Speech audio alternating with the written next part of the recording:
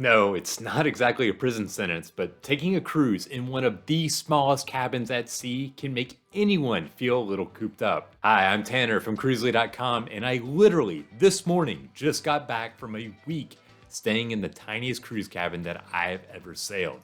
I'm here to tell you all about it, the good, the bad, and the just plain different about sailing in a cabin that most people will never see. And I'll let you know if I'd ever do it again. Just before the Christmas holiday, I found a great deal aboard Norwegian Escape on a 7-day cruise to the Western Caribbean. And with the kid in school and most people not able to take off just before Christmas break, I had a choice: sail solo or don't sail at all. So you know exactly what I did. Now, on Norwegian Escape, that meant a room listed at just 99 square feet. Compare that to a normal cabin that's more like 200 or 300 square feet.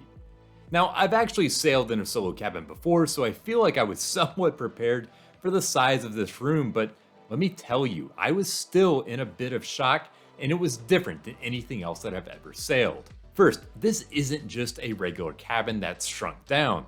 On Escape and on other NCL ships, the solo rooms, also known as studio cabins, they're actually in their own pod. This means that you have to be staying here to access the area. The good thing about it is that there's way less traffic by your door, and since kids can't stay alone, it also meant that this was actually an adults only area of the ship. I hadn't really considered that when I booked it, but it ended up being a nice perk. Inside, there's a lounge for all the solo passengers where you can relax or grab a snack or a drink, and they even had their own coffee machine. There are also solo events happening nightly for all the passengers here in these cabins to meet up and get to know each other if they want to. In that way, it actually felt a little bit like being in a college dorm minus the RA to keep an eye on things. Now, of course, the big attraction is the actual room, and walking into the cabin for the first time, two major things jumped out at me.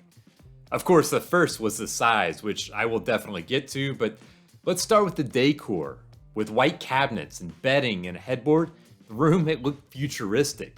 I thought it felt like something out of a Japanese hotel. And when I sent pictures to some of my friends back home, one of them said it looked like I was staying on a space station. It's definitely not a style that I've seen anywhere else on any cruise ship. Now let's get to the actual room itself. There were definitely some interesting aspects that I wasn't expecting. First, it's obviously smaller than the average room, and yes, it did feel small. If you've ever been to an IKEA, then you know how they set up those model rooms that are all cozy. You might think, hey, I could live in this. It felt a lot like that. It was nicely appointed, it felt comfy, at least at first. It offers everything that you need and most things that come with a normal cruise cabin. The bed, it's the same size as a traditional cruise ship bed. But because it was tucked up under the headboard, my feet would hang off when I went to bed. I ended up having to get up and pull the bed out every night so that I could use the full length of the bed. Every day, my steward would then come back and push it back where it was before. Next to the bed was my absolute favorite feature of this room, the LED accent lighting. At the push of a button, I could turn the room blue, or red, or yellow, or I could have it rotate between colors, bathing the room in literally any color imaginable. It was a really cool little perk.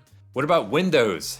That was one of the funny things about the room. Just next to the bed were two sliding doors that moved away and revealed a mini blind and a large circular window that looked out into the hall. On the edge of the headboard was a knob that you turned to open and close the blind, but you couldn't raise it or lower it. But the window is just frosted glass out into the hallway. Now, you can't see a thing out of it, but if you go into the hallway, the room is lit to where you can see the shadows of what's going on inside. So you can't actually see in, but you can at least get a hint of what's going on in there. Let's just say that the window stayed closed for all of my 7 days. There's the traditional entertainment center and the dresser, and it comes complete with a safe and a little short desk, but it was so tiny that you couldn't even set a computer on it and open the laptop up. Trust me, I tried. There are 2 spots with hangers for clothes, but the storage, it wasn't near as much as you might be used to in a normal cabin, which is actually usually a lot of space for you. For this, I packed a carry-on suitcase and a backpack, that's it. I had to store items under the sink just to have enough space to actually empty my bags out for the trip. And then you head to the bathroom. I think the biggest shock to me. is that the cabin's bathroom and the bedroom were all in one space. In other solo cabins that I've sailed, the bathroom is entirely separate from the rest of the room. Here, it is literally in the same room. You could almost shower in bed if you wanted to. Now there's a bathroom sink that's so small that you have to be careful where you brush your teeth or you end up with toothpaste on the floor, but don't ask me how I know. Turn around and there's a water closet with the toilet.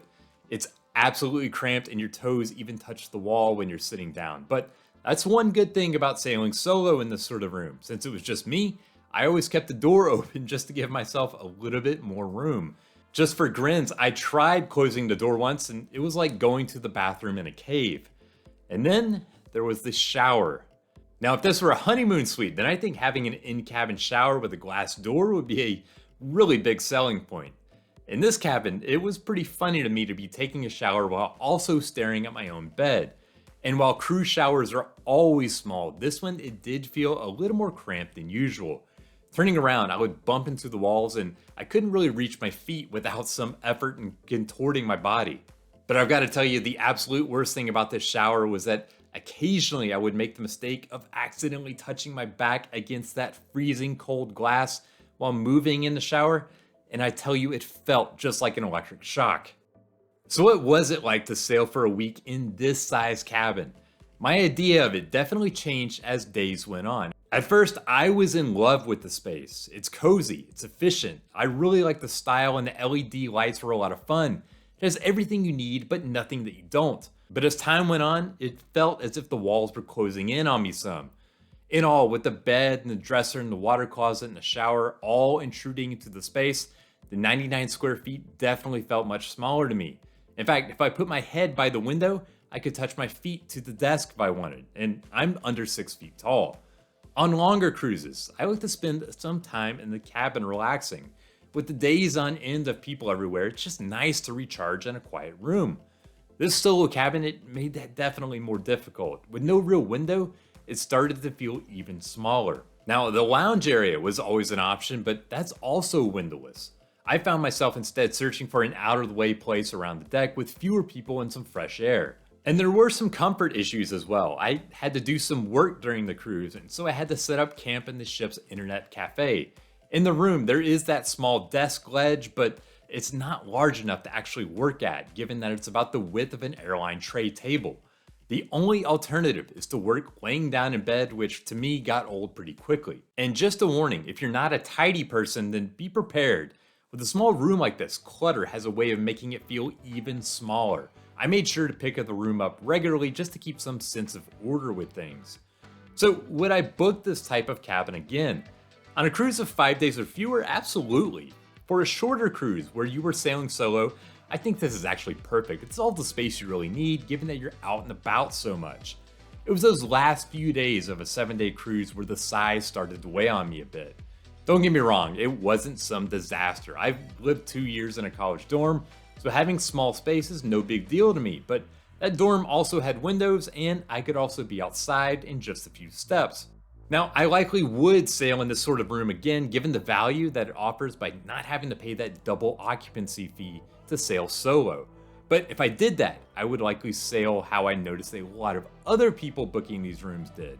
Other people had a solo cabin, but were actually sailing with others in other solo cabins. So say a mother and an adult daughter or 2 older friends each wanted their own space, they would be able to cruise together, but be able to go their separate ways whenever needed. That seems like the best of both worlds. Thank you for watching, and I am dying to know what you think about this sort of room. Have you ever sailed in one? Or would you like to try? What is the longest cruise that you think you could handle it for? Put it all in the comments below. Remember to subscribe if you like this video, and you can always find more on everything cruising at Cruzely.com. Until next time, happy sailing.